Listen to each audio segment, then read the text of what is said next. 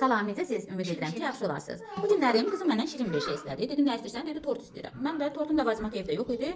Dedim, onun istəyinə uyğun bir şeylər bişirərəm. Evdə ona uyğun pirog bişirmə hazırlamaq qərarına gəldim. 4 yumurtanı qaba vurdum. İçindəki ağları qaşıq vasitəsilə aralayıb götürdüm və bir stəkan yarısından aşağı pesok əlavə elədim. Mikserdən qəşəng-qəşəng onu qarışdırıram. Tam ağarana qədər. Pesok nə qədər mikserdən qarışırsa, atsa, bir o qədər piroqumuz yumşaq olar. Bir stəkan və stəkanın yarısından aşağı un əlavə edirəm.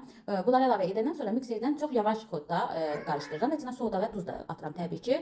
Yüngül. Baxın, heç demək olar ki, birinci işə salmıram mikseri, sonra yüngül işə salıram, birə qoyuram. Yüngül qarışımdan sonra stəkanın yarısından aşağı yağ əlavə edirəm. Yağ əlavə edirəm ki, çoxumuz edir, yumşaq olsun, piroqumuz yumşaq olsun. Bunu da yaxşı qarışdırıram. Çox yaxşı qarışdırır. Bu formlara qarışdırırıq.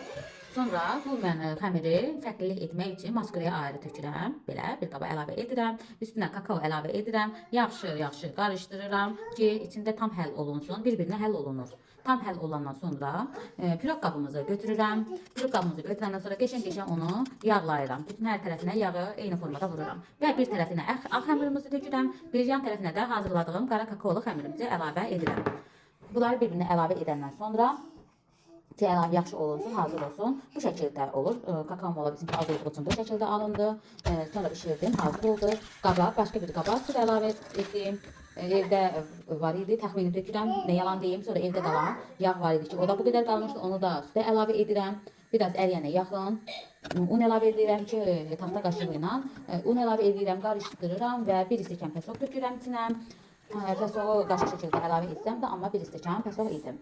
Bunu da qaşıqdan yaxşı bir-birinə həll edirəm, qarışdırıram, həll olanacan. Su da əlavə etdim içinə. Bunlar bir yerdə tam bir-birinə qarışanacan qarışdırıb, yenidən qazın üstünə qoyuram, həll olur. Evdə olan qozları da götürürəm. Bunları qəşəng-qəşəng sındırıb, içini tərtəmiz təmizləyib, təmizləyib qoyuram bir qırağa. Bu arada uşaqlar evdə dayanmırdı, başını qarışdırmaq üçün meyvə çəkib onlara meyvə suyu hazırlamaq qərarına gəldim. Düzdür, hər vaxt eləməsəm də bacardığım qədər edirəm, çünki mən evlatlarım yeməkdən meyvə ilə araları yoxdur. Hərdən bir belə su ilə olsa, az olsa meyvənin sularından verirəm ki, onun vitaminlərini qəbul eləsinlər. İndi hal-hazırda almışam, amma başqa vaxt yer çünki mandarin də əlavə edirəm.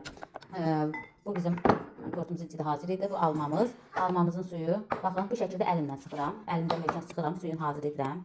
Baxın, 2 əlli. Möhkəm sıxıram əlimdə. Onların suyu süzülür. Bu şəkildə.